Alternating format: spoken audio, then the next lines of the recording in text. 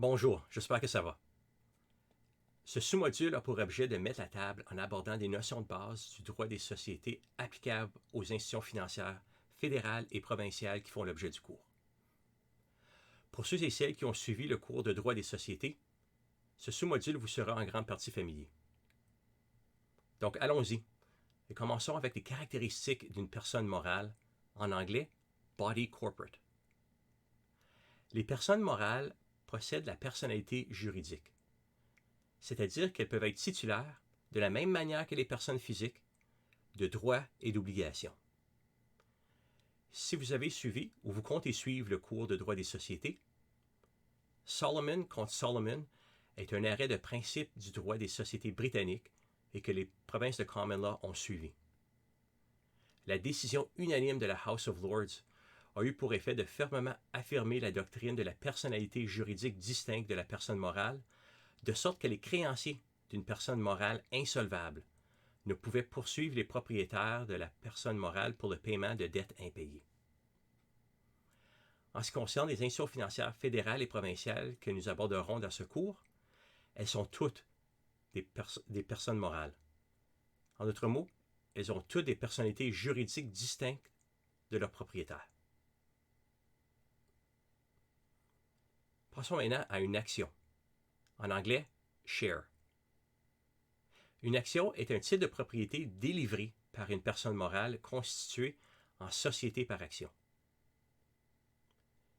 Ce titre de propriété confère à son détenteur la qualité de propriétaire ou de copropriétaire de la personne morale.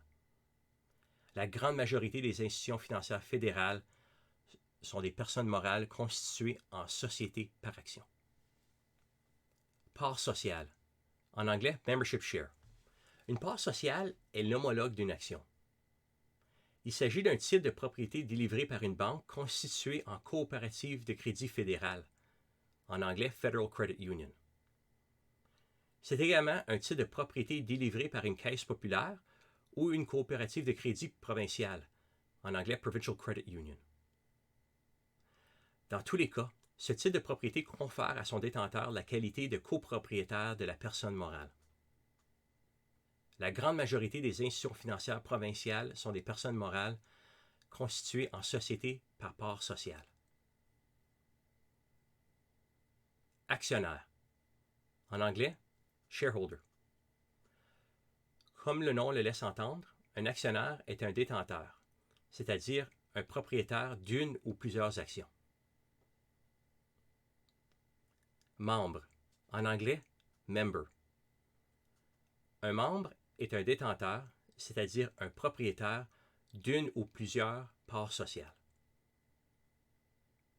Avant de passer à la prochaine notion, il convient d'examiner brièvement une motivation clé de constituer une institution financière en société par part sociale au lieu d'en société par action, et vice-versa.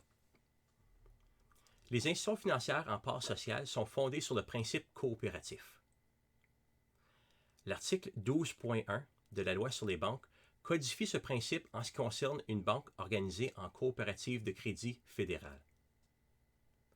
En quelques mots, le principe coopératif veut que les membres de l'institution financière soient des clients de l'institution financière. En règle générale, l'institution financière est là par ses membres, pour ses membres. Il en résulte donc que nombreux sont les copropriétaires d'une coopérative de crédit fédéral, d'une caisse populaire ou d'une credit union provinciale.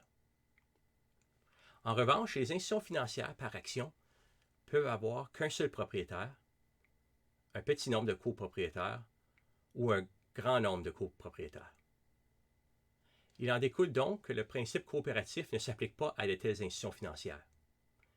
Le propriétaire ou les copropriétaires de telles institutions financières n'ont pas besoin d'être clients de celles-ci.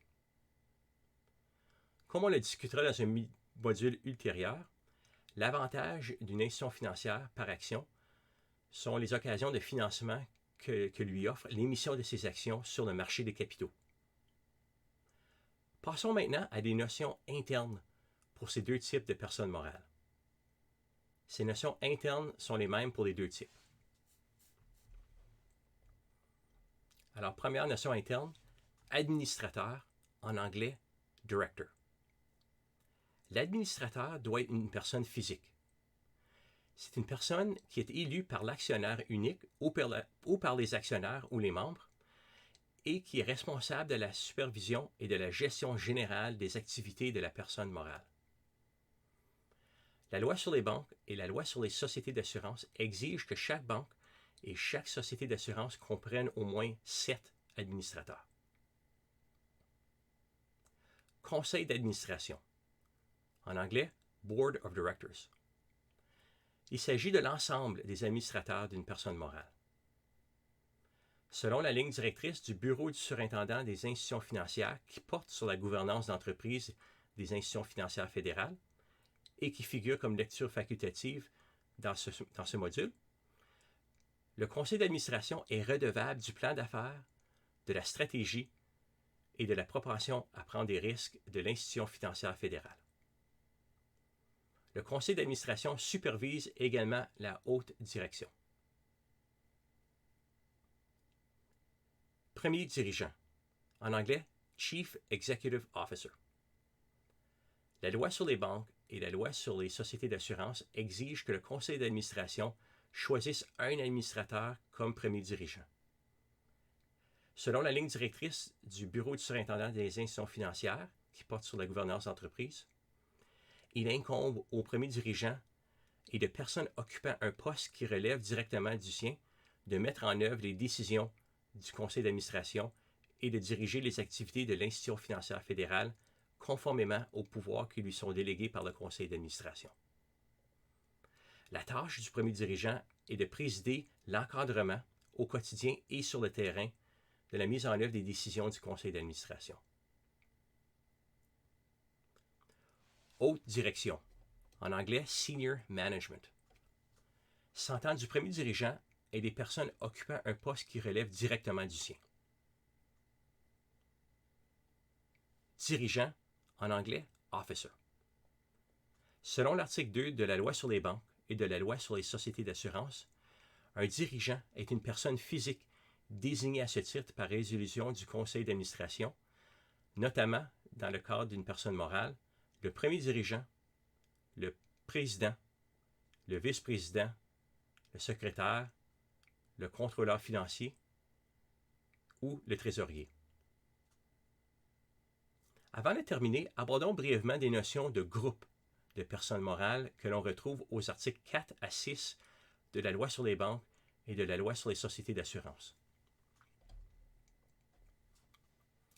Société mère, en anglais Holding Body Corporate ou Parent Company, est la société mère d'une personne morale dont celle-ci est la filiale.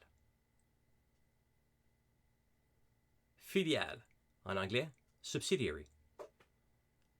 Toute personne morale qui est contrôlée par une autre personne morale en est la filiale.